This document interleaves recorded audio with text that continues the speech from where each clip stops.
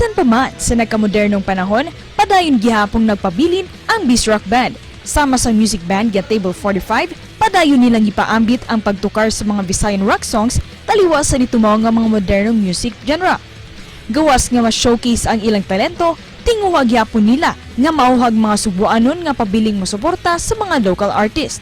Karong buntaga, atong ilailahon ang mga naglangkob sa Table 45 Rock Band din nilang sa GMA Regional TV Live. Atong ilailahon karong buntaga makapuso kining bandang Sugbuanon Table 45 ang tawag kanila ang kaha. Atong makauban karon Nathaniel Anesito Amores, mayong buntag ug maupay na aga kanimo Sir Nat. Welcome sa GMA Regional TV Live. Kumusta ka karong buntaga, sir? May buntag, sir. Okay ra. Padong ta duty karon na amtay trabaho gud. So relax ka may prepare niya padong na ta trabaho. Ingana. Daghang salamat, sir, sa pagsingit nining interview ka namo karong buntaga para sa kasayuran sa atong mga viewers. Kinsa maning naglangkob sa inyong banda unsa ilang role pod? Kuan, ako de si Nati Amores, tawag na nako. Nati, ako ang mo gitara ug mo kanta pod. Kauban ako ang akong bayaw si Rob sa Sida, bahista ug bubak apod ug akong igagaw si RJ, maoy drummer. Tulo ra mi tripis.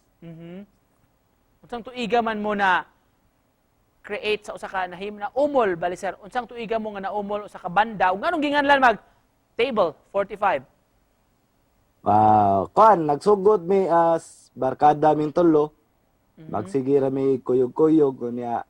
Magsige mig bisikleta. Niabot man tong ting-uwan, to hubog mi. Nag-decide mi nga so ayan na to magbanda-banda. Pagka sa ugma, Sabado, practice mi niya murag ganahan ra man sad mi. Malingaw ba? Music po din na.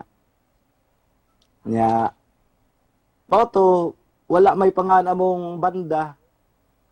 Technician man nag-irkon ang among bayaw, bahista na mo. Timing mo to nga ang lamisa bitaw nga na-aircon ba? Table 45 mo to, badlungon kayo. So fit ra man sad namo, mao na lang sa damong gingan nga murag fighter sa pabinahon ba. Table 45.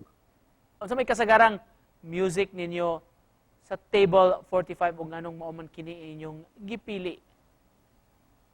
Kuan, hilig big mga new school, mga punk rock nga tirada. Taliwa sa nagkamodernong panahon sa atong society karon, labi na nga uso sab ang mga moderno ug laing klase nga musika. Nganong kinahanglan man paminawon gihapon, Nat, para nimo ang Cebuano rock? Kuan, usa ta baka kuan sa lain nga sudta or lain nga mga artist. So support sa ta sa ato ang kagwalingong artist pod. So ana-ana ra ba? Support nila, support sila nato. Mura ra gud ginagmayng negosyo niya. Nganong mupili pa man ta sa lain nga tan-awon, naa man tay ato pod. Pwede bang karong buntaga, Nat, mangayo mi og sample gikan kanimo man imong mga kauban dire? Few lines lang. Kuan, sa among usa ka kanta day, I see you in a party and I ask your name, so you gave your number, but then I can't remember. Simple na siya sa mga one-liner. Unsa may next para sa Table 45? Unsa may ang ayang atangan gikan kaninyo? Asab-sab mo, pwedeng ma-follow, doon na may mga social media accounts, Nat. Kuan, karon wala pa mi Facebook account nga sa amo ang banda.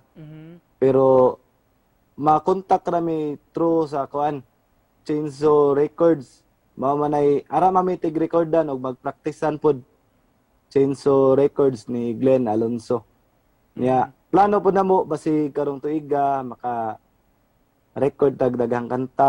Og isip pa na pos, Nat, in behalf sa imong mga kabanda, kay mensahe ninyo sa atong mga viewers karong buntaga. Maing buntag tanan, ang pingay ta, labi na karon tinguwa na pod nya. Wala gyapon mawa si COVID. Mao gyud na hinungdan na tanggong tatanan. So basic lang, face mask, manghunaw ta pirmi, matngon ta. Nya, ang pingay ampo. Daghang salamat sa pag-uban kanamo karong buntaga mga kapuso si Nathaniel Amores sa bandang Table 45. Salamat. Alright. Bye-bye.